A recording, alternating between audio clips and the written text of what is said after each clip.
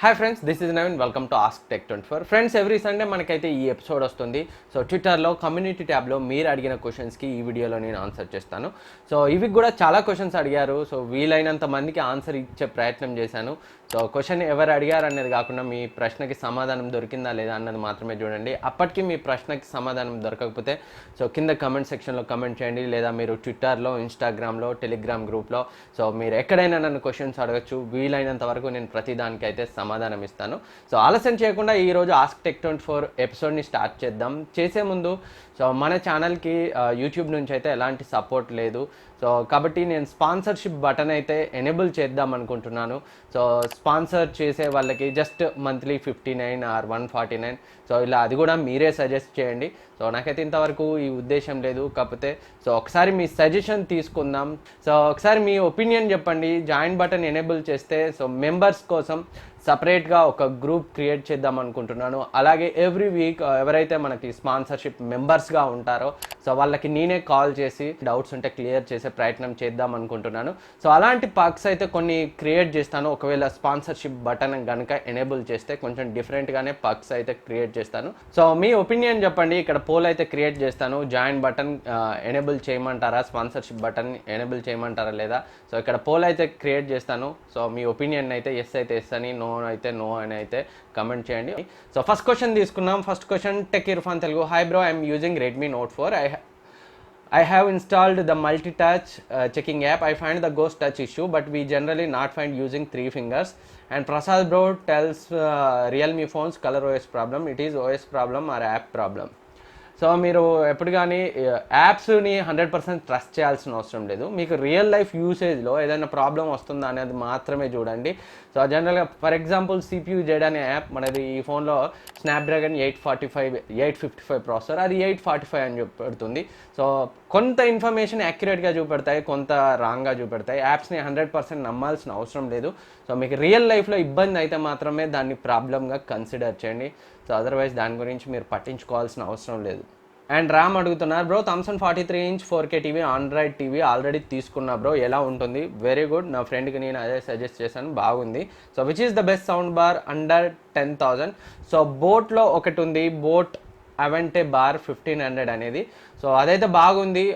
8000 price రేంజ్లో ఉంది. ఒకసారి అయితే దాన్ని చెక్ చేయండి. సో సౌండ్ బార్స్ కంటే హోమ్ థియేటర్సే బెటర్ అవుట్పుట్ ఇస్తాయి. సో మీరు తీసుకోవాలనుకుంటే సౌండ్ బార్ ఏదైతే బాగుంది బేస్ పరంగా. అండ్ ఇంకేం అడిగారు, which is best panel in the Android TV, IPS panel and A+ grade panel? So A+ grade panel IPS ప్యానెల్స్లో చాలా బెటర్గా ఉంటుంది. అండ్ దుర్గా ప్రసాద్ వేమ్లా, హాయ్ అన్న, నేను డైలీ మీ టెక్ న్యూస్ చూస్తాను. లాస్ట్ 2-3 వీక్స్ నుంచి వీడియో డౌన్లోడ్ చేసుకొని చూస్తున్నాను.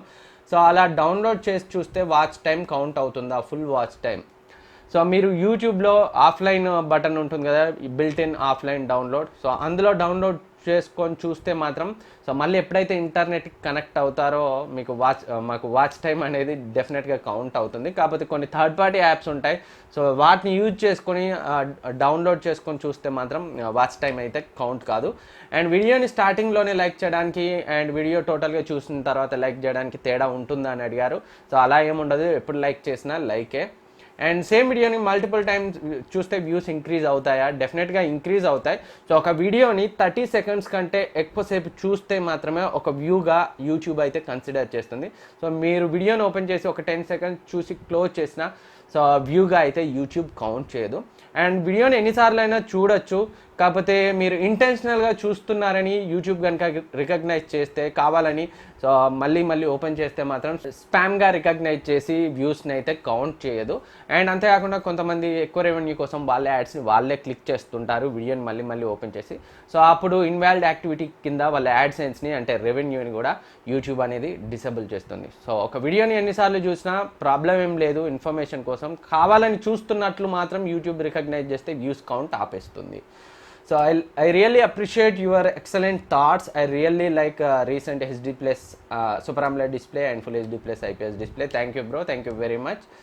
And Sai Madhu bro, Samsung M30s expected price 16,000 price range లో కాస్త అటు ఇటుగా అయితే M30s రావచ్చు. అండ్ Exynos 9610 స్నాప్డ్రాగన్ ఏ ప్రాసెసర్తో ఈక్వల్? సో స్నాప్డ్రాగన్ 660 675కి మనం ఈక్వల్గా అయితే చెప్పుకోవచ్చు. అండ్ M30s హెవీ యూసేజ్కి యూజ్ అవుతుందా, మల్టీ టాస్కింగ్ యాప్స్ ఎక్కువ యూజ్ చేస్తే I'm not playing heavy games like PUBG. So use అవుతుంది డెఫినెట్గా, హెవీ గేమ్స్ ఆడను అంటున్నారు కాబట్టి. ఎందుకంటే Exynos 9610తో సామ్సంగ్ A50 వచ్చింది, మన సబ్స్క్రైబరే ఒకతను.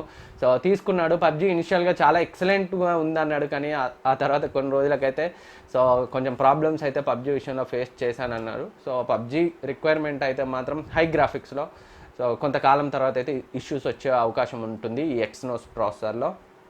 అండ్ M30s లో బ్రైట్నెస్ పెడితే స్క్రీన్ ఫ్లిక్కరింగ్ అవుతుందా, సో అది ఇప్పుడే చెప్పలేం, ఫోన్ చూస్తేనే చెప్పచ్చు. And next Phani Snapdragon 730G versus Kirin 810 versus MediaTek P90. So ఓవరాల్గా ఈ మూడిట్లో పవర్ఫుల్ ప్రాసెసర్ అంటే కిరింగ్ 810, బట్ ఈ మూడిట్లో నా ఫేవరెట్ అయితే స్నాప్డ్రాగన్ 730G. ఎందుకంటే స్నాప్డ్రాగన్ ప్రాసెసర్స్కి కస్టమ్ డెవలప్మెంట్ ఎక్కువ ఉంటుంది అండ్ గూగుల్ కెమెరా డెవలప్మెంట్ ఎక్కువ ఉంటుంది. సో బట్ మూడిట్లో ఏది పవర్ఫుల్ ప్రాసెసర్ అంటే సో ఒక నార్మల్ యూజర్కి మాత్రం కిరింగ్ 810.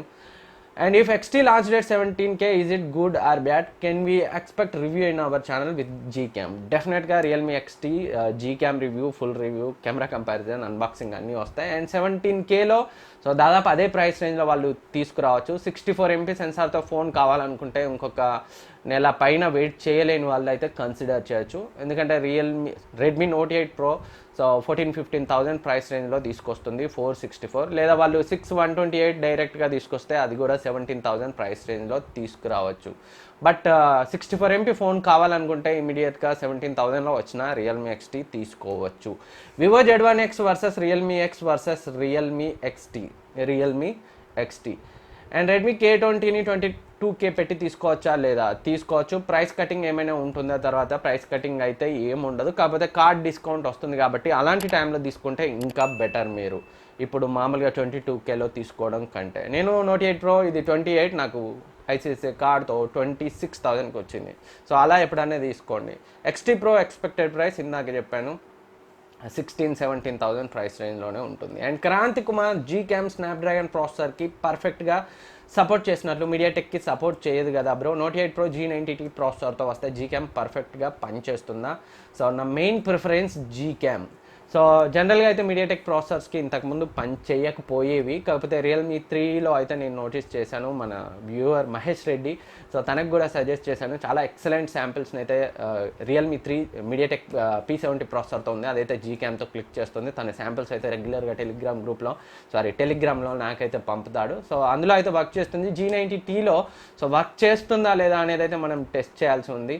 సో జనరల్గా అయితే Gcam డెవలప్మెంట్ అయితే స్నాప్డ్రాగన్ ప్రాసెసర్స్కి అయితే బెటర్గా ఉంటుంది. సో Note 8 Proకి సంబంధించి నేను ఎక్కడా అయితే ఇంతవరకు వినలేదు, సో టెస్ట్ చేయాల్సి ఉంది Gcam గురించి. అండ్ Note 8 Pro ఇండియన్ వేరియంట్లో చేంజెస్ ఉండే ఛాన్స్ ఉంటుందా? నిజమేనా? ఒక ప్రాసెసర్ను మాత్రం వాళ్ళు చేంజ్ చేస్తే చేయొచ్చు 730G ప్రాసెసర్తో. సో నేనైతే 730G ప్రాసెసర్తో రావాలని కోరుకుంటున్నాను మీడియాటెక్ G90Tతో కంపేర్ చేస్తే. సో చూద్దాం ఏమవుతుందా. And next Vamsi Devisri Realme XT price ఎంత ఇండియాలో? అది రెడ్మీ Note 8 Proకి పోటీగా వస్తుందా లేదా ఇంకా హై ప్రైస్తో లాంచ్ చేస్తారా? రియల్మీ XT 16-17,000 ప్రైస్ రేంజ్లో అయితే ఎక్స్పెక్ట్ చేయొచ్చు. సో Note 8 Pro కనుక 14,000లో 464GB వేరియంట్తో వస్తే సో రియల్మీ XT కూడా అప్పటి వరకు ప్రైస్ కట్ తీసుకుంటుంది, మరొక ఆప్షన్ అయితే ఉండదు. And Ramakrishna Kommuri Note 10 Plus use చేస్తున్న Samsung Galaxy Note 10 Plus 5G network వచ్చినప్పుడు 5Gకి సపోర్ట్ చేస్తుందా? సో 5Gకి అయితే సపోర్ట్ చేయదు, ఇండియన్ వేరియంట్ 5G వేరియంట్ కాదు. And next Santhaluru Balakumar Poco F1 versus Realme XT which is best in camera and performance for 5 years usage, please pick my question. So performance అయితే Poco F1, camera అయితే photos విషయంలో Realme XT బెటర్గా ఉంటుంది దాదాపు. So 5 years యూజేజ్లో మీకు రెండు కూడా use అవుతాయి. సో ఏదో ఒకటి అంటే చెప్పలేం, బట్ పర్ఫార్మెన్స్ కెమెరా ఓవరాల్గా బ్యాలెన్స్డ్ అంటే మాత్రం పోకో F1 స్నాప్డ్రాగన్ 845 రియల్మీ XTలోని స్నాప్డ్రాగన్ 712 కంటే చాలా బెటర్. అండ్ అనిల్ అన్న మొబైల్ కంపెనీస్ వాళ్ళు కొన్ని mobiles only 6GB RAM 8GB RAM variants తీసుకొస్తారు, 4GB ర్యామ్లో తీసుకొని వస్తే మిడిల్ క్లాస్ వాళ్ళు కూడా హ్యాపీ ఉంటారు కదా అన్న కంపెనీస్ ఎందుకు అలా చేస్తున్నాయి?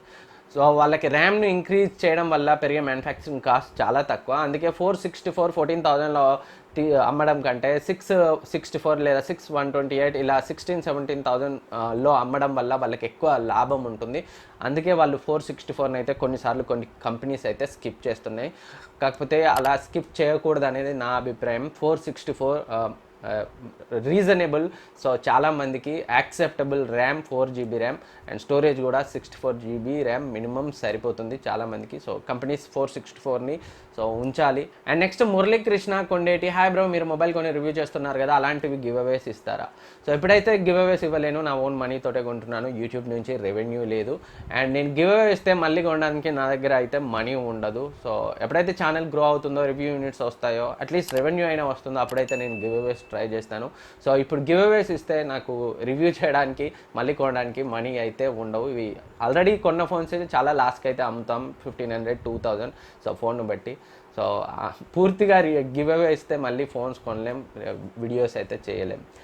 చల్ల చందు ఎస్పీఆర్ అన్న, మీ జాబ్ ఏంటి? సో నేనైతే లెక్చరర్, డిగ్రీ కాలేజీలో లెక్చరర్గా చేస్తున్నాను. నాకు టీచింగ్ అంటే ఇష్టం. సో నేను చదువుకునేటప్పుడు నేను కాన్సెప్ట్ టాపిక్స్ అర్థం చేసుకోవడంలో పడ్డ కష్టం నా స్టూడెంట్స్కి రాకుండా అయితే టీచ్ చేసే ప్రయత్నం చేస్తాను. So and next Joseph worshipper, brother, ఒక మొబైల్కి ఫాస్ట్ ఛార్జింగ్ సపోర్ట్ లేకపోతే అప్డేట్లో వాటికి ఫాస్ట్ ఛార్జింగ్ సపోర్ట్ ఏమైనా వస్తుందా? ఫాస్ట్ ఛార్జింగ్ సపోర్ట్ అనేది హార్డ్వేర్ ఆర్ సాఫ్ట్వేర్ చెప్పండి బ్రదర్.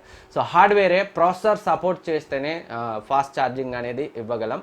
సో ప్రాసెసర్ సపోర్ట్ లేనిది సాఫ్ట్వేర్ ద్వారా మనం ఫాస్ట్ ఛార్జింగ్ అప్డేట్ని అయితే తీసుకురాలేము. ఒకవేళ ప్రాసెసర్ సపోర్ట్ చేస్తే సో అయినప్పటికీ ఎనేబుల్ అయ్యి లేకపోతే సాఫ్ట్వేర్ ద్వారా దాన్ని ఎనేబుల్ చేస్తారు. మొత్తం మీద మనకి హార్డ్వేర్ అనేది సపోర్ట్ చేయాలి, ప్రాసెసర్ అనేది ఫాస్ట్ ఛార్జింగ్ని సపోర్ట్ చేయాలి. And Sai Sandeep Rayala, Realme OS ఎప్పుడు అనౌన్స్ చేస్తారు? 64 MBతో ఎన్ని ఫోన్స్ రియల్మీ నుంచి రావచ్చు? 64 MBతో రియల్మీ నుంచి Realme XT, Realme XT Pro 2 అయితే రావచ్చు. అండ్ రియల్మీ ఓఎస్ ఇంకో 2-3 మంత్స్లో అనౌన్స్ చేయొచ్చు. ఈ ఇయర్ ఎండింగ్ వరకే అన్ని రియల్మీ ఫోన్స్కి వాళ్ళు తీసుకొచ్చే అవకాశం ఉంది, లేదా అట్లీస్ట్ 2021 ఫస్ట్ క్వార్టర్ వరకైనా.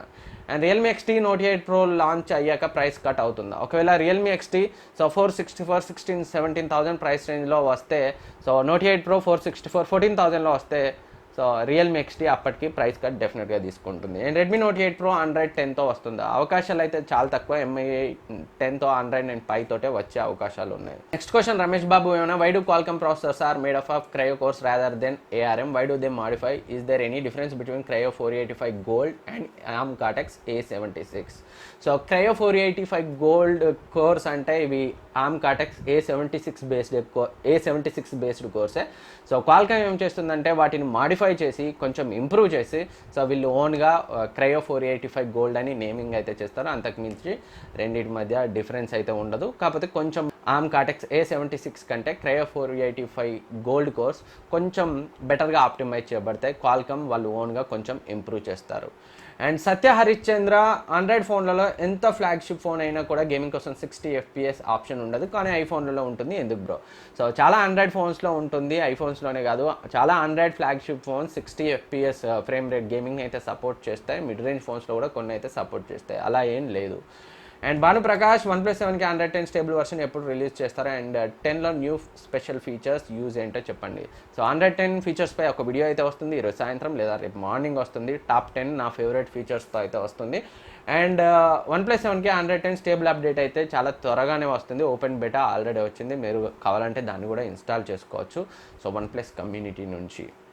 And Lokesh, why Apple iPhones cameras are much better when compared to normal camera in our mobile? So better image processing. So వాళ్ళు తీసుకొచ్చేవే high range phones, flagship phones చాలా కాస్ట్లో వస్తాయి. సో అందుకే ఈ బెటర్ ఇమేజ్ ప్రాసెసింగ్ ఉంటుంది. Better image processing mid range ఫోన్స్లో కూడా కంపెనీస్ చేయగలవు, కాకపోతే కావాలనే సో వాళ్ళు బాగా ఆప్టిమైజ్ చేయరు. ఎందుకంటే వాళ్ళ ఫ్లాగ్షిప్ ఫోన్స్ ఎక్కువ రేట్లో ఉన్న ఫోన్స్ అమ్ముడుపోవాలంటే సో తక్కువ రేట్లో ఉన్న ఫోన్స్లో వీలైనంత వరకు కెమెరాని అయితే సో కొంచెం క్వాలిటీని రిస్ట్రిక్ట్ చేస్తారు. సో యాపిల్ ఒకటే హై రేంజ్లో ఫోన్స్ని తీసుకొస్తుంది, బెటర్ ఇమేజ్ ప్రాసెసింగ్ ఉంటుంది, అందుకే సో మంచి ఫొటోస్ అయితే వస్తాయి. అండ్ హనక్ ప్రభా, K20 Pro 2x optical Zoom fake అంటున్నారు, నిజమైన వర్టికల్ కెమెరాస్లో అప్పర్ కెమెరా సెన్సార్ పనిచేయదా? సో డెఫినెట్గా పనిచేస్తుంది.